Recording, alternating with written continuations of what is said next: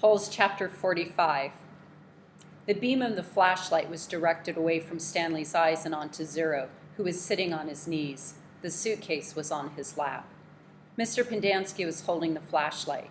Mr. Sir stood next to him with his gun drawn and pointed in the same direction. Mr. Sir was barefoot and bare-chested, wearing only his pajama bottoms.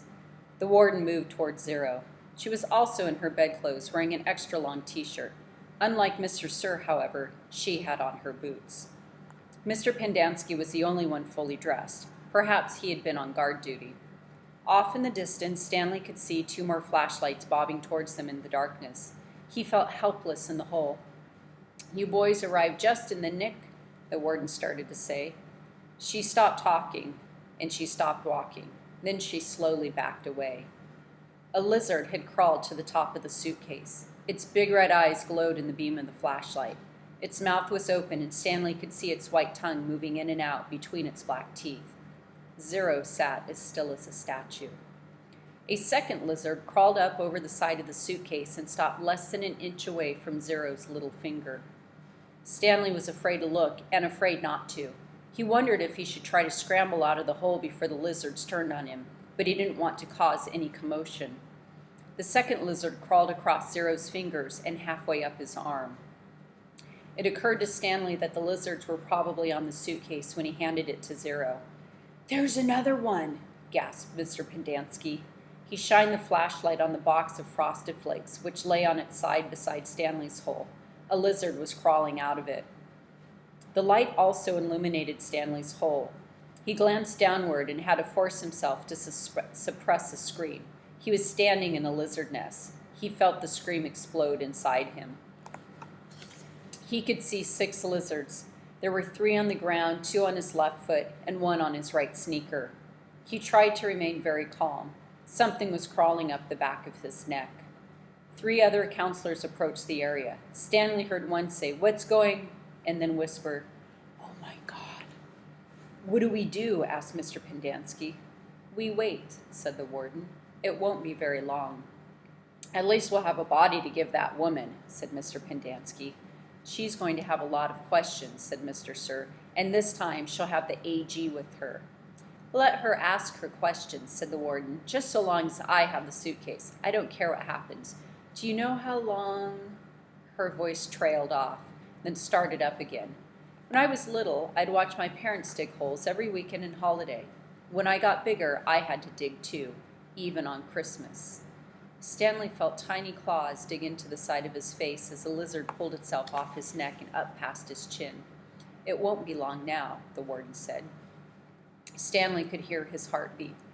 Each beat told him he was still alive, at least for 1 more second. Chapter 46. 500 seconds later, his heart was still beating. Mr. Pendanski screamed. The lizard, which had been in the cereal box, was springing toward him. Mr. Sir shot it in midair. Stanley felt the blast shatter the air around him. The lizard scurried frantically across his very still body. He did not flinch. A lizard ran across his closed mouth. He glanced at Zero, and Zero's eyes met his.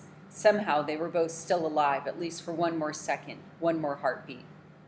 Mr. Sir lit a cigarette. "I thought you quit," said one of the other counselors. "Yeah, well, sometimes sunflower seeds just won't cut it."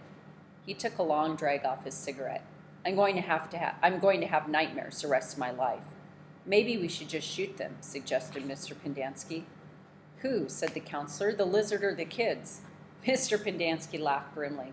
"The kids are going to die anyway." He laughed again. "At least we got plenty of graves to choose from." "We've got time," said the warden. "I've waited this long. I can wait another few—" Her voice trailed off. Stanley felt a lizard crawl in and out of his pocket. "We're going to keep our story simple," said the warden. "That woman's going to ask a lot of questions. The AG will most likely initiate an investigation. So this is what happened. Stanley tried to run away in the night, fell in a hole, and the lizards got him. That's it. We're not even going to give them Zero's body. As far as anybody knows, Zero doesn't exist. Like Mom said, we got plenty of graves to choose from." "Why would he run away if he knew he was getting released today?" asked Mr. Pendanski. "Who knows? He's crazy. That was why we couldn't release him yesterday. He was delirious, and we had to keep watch over him so he wouldn't hurt himself or anybody else. She's not going to like it, said Mr. Pendanski. She's not going to like anything we tell her, said the warden. She stared at Zero in the suitcase. Why aren't you dead yet? She asked. Stanley only half listened to the talk of the counselors. He didn't know who that woman was or what that AG meant. He didn't even realize they were initials. It sounded like one word, AG. His mind was focused on the tiny claws that moved up and down his skin and through his hair. He tried to think about other things. He didn't want to die with the images of the warden, Mr. Sir, and the lizards etched into his brain. Instead, he tried to see his mother's face. His brain took him back to a time when he was very little, all bundled up in a snowsuit. He and his mother were walking hand in hand, mitten in mitten, when they both slipped on some ice and fell and rolled down a snow-covered hillside. They ended up at the bottom of the hill. He remembered he almost cried, but instead he laughed. His mother laughed, too. He'd feel the same lightheaded feeling he felt then, dizzy from rolling down the hill. He felt the sharp coldness of the snow against his ear. He could see flecks of snow on his mother's bright and cheery face. This was where he wanted to be when he died. Hey, caveman, guess what? Said Mr. Sir. You're innocent after all. I thought you'd like to know that. Your lawyer came to get you yesterday. Too bad you weren't here. The words meant nothing to Stanley, who was still in the snow. He and his mother climbed back up the hill and rolled down again, this time on purpose. Later, they had hot chocolate with lots of melted marshmallows. It's getting close to 4:30, said Mr. Pendanski. They'll be waking up. The warden told the counselors to return to the tents. She told them to give the campers breakfast and to make sure they didn't talk to anyone. As long as they did as they were told, they wouldn't have to dig any more holes. If they talked, they would be severely punished. How should we say they will be punished? One of the counselors asked. Let them use their imagination, said the warden. Stanley watched the counselors return to the tents, leaving only the warden and Mr. Sir behind.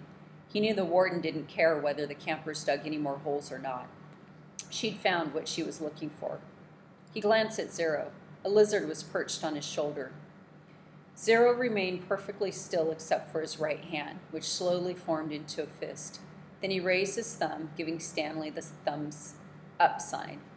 Stanley thought back to what Mr. Sir had said to him earlier in the bits of conversation he'd overheard. He tried to make sense of it. Mr. Sir had said something about a lawyer, but Stanley knew his parents couldn't afford a lawyer. His legs were sore from remaining rigid for so long. Standing still was more strenuous than walking. He slowly allowed himself to lean back against the side of the hole. The lizards didn't seem to mind. Chapter 47. The sun was up and Stanley's heart was still beating. There were 8 lizards in the hole with him. Each one had exactly 11 yellow spots. The warden had dark circles under her eyes from lack of sleep, and the lines across her forehead and face, which seemed exaggerated in the stark morning sun. Her skin looked blotchy. Satan, said Zero. Stanley looked at him, unsure if Zero had ever spoken or if he'd imagined it. Why don't you go see if you can take the suitcase from Zero, the warden suggested. Yeah, right, said Mr. Sir. The lizards obviously aren't hungry, said the warden. Then you go get the suitcase, said Mr. Sir. They waited. Satan Lee, said Zero. Sometime later, Stanley saw a tarantula crawl across the dirt not too far from his hole. He'd never seen a tarantula before, but there was no doubt what it was. He was momentarily fascinated by it, as its big hairy body moved slowly and steadily along.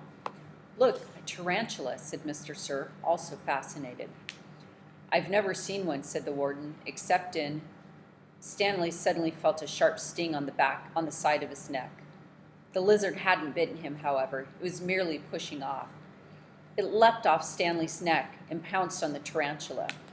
The last Stanley saw of it was one hairy leg sticking out of the lizard's mouth. Not hungry, huh? Said Mr. Sir. Stanley tried to return to the snow, but it was harder to get there when the sun was up. As the sun rose, the lizards moved lower in the hole, keeping mainly in the shade. They were no longer on his head and shoulders, but had moved down to his stomach, legs, and feet. He couldn't see any lizards on Zero, but believed there were 2, between Zero's knees, shaded from the sun by the suitcase. How are you doing? Stanley asked quietly. He didn't whisper, but his voice was dry and raspy. My legs are numb, said Zero. I'm going to try to climb out of the hole, Stanley said. As he tried to pull himself up using just his arms, he felt a claw dig into his ankle. He gently eased himself back down. Is your last name your first name backward? Zero asked. Stanley stared at him in amazement. Had he been working on that all night? He heard the sound of approaching cars. Mr. Sir and the warden heard it as well. You think it's them? Asked the warden. It ain't the Girl Scouts selling cookies, said Mr. Sir. He heard the cars come to a stop and the doors open and shut. A little while later, he saw Mr. Pendanski and two strangers coming across the lake. One was a tall man in a business suit and cowboy hat. The other was a short woman holding a briefcase. The woman had to take 3 steps for every 2 taken by the man. Stanley Yelnats, she called, moving out ahead of the others. I suggest you don't come any closer, said Mr. Sir. You can't stop me, she snapped, then took a second glance at him, wearing pajama pants and nothing else. We'll get you out of there, Stanley, she said. Don't you worry. She appeared to be Hispanic, with straight black hair and dark eyes. She spoke with a little bit of a Mexican accent, trilling her R's. What in tarnation? The tall man exclaimed as he came up behind her. She turned on him. I'm telling you right now, if any harm comes to him, we will be filing charges not only against Mrs. Walker and the Camp Green Lake, but the entire state of Texas as well. Child abuse, false imprisonment, torture. The man was more than a head taller than she and was able to look directly over her as he spoke to the warden. How long have they been there? All night, as you can see by the way we're dressed. They snuck into my cabin while I was asleep and stole my suitcase. I chased after them. They ran out here and fell into the lizard's nest. I don't know what they were thinking. That's not true, Stanley said. Stanley, as your attorney, I advise you not say anything, said the woman, until you and I have had a chance to talk in private. Stanley wondered why the warden lied about the suitcase. He wondered who it legally belonged to. That was one thing he wanted to ask his lawyer, if she really was his lawyer. It's a miracle they're still alive, said the tall man. Yes, it is, the warden agreed, with just a trace of disappointment in her voice. They better come out of this alive, Stanley's lawyer warned. This wouldn't have happened if you'd released him to me yesterday. It wouldn't have happened if he wasn't a thief, said the warden. I told him he would be set free today, and I guess he decided he'd try to take some of my valuables with him. He's been delirious for the last week. Why didn't you release him when he came to you yesterday? The tall man asked. She didn't have proper authorization, said the warden. I had a court order. It was not authenticated, the warden said. Authenticated? It was signed by the judge who sentenced him. I needed authentication from the Attorney General, said the warden. How do I know it's legitimate?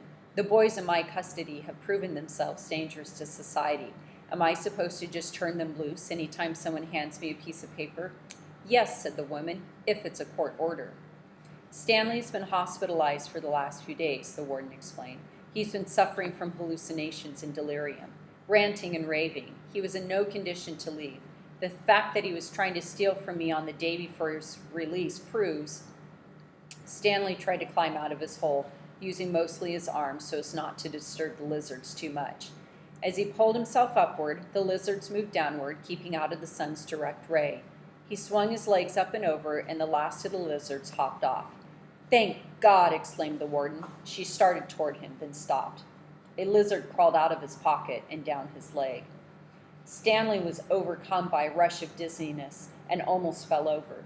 He steadied himself, then reached down, took hold of Zero's arm, and helped him slowly to his feet. Zero still held the suitcase. The lizards, which had been hiding under it, scurried quickly into the hole.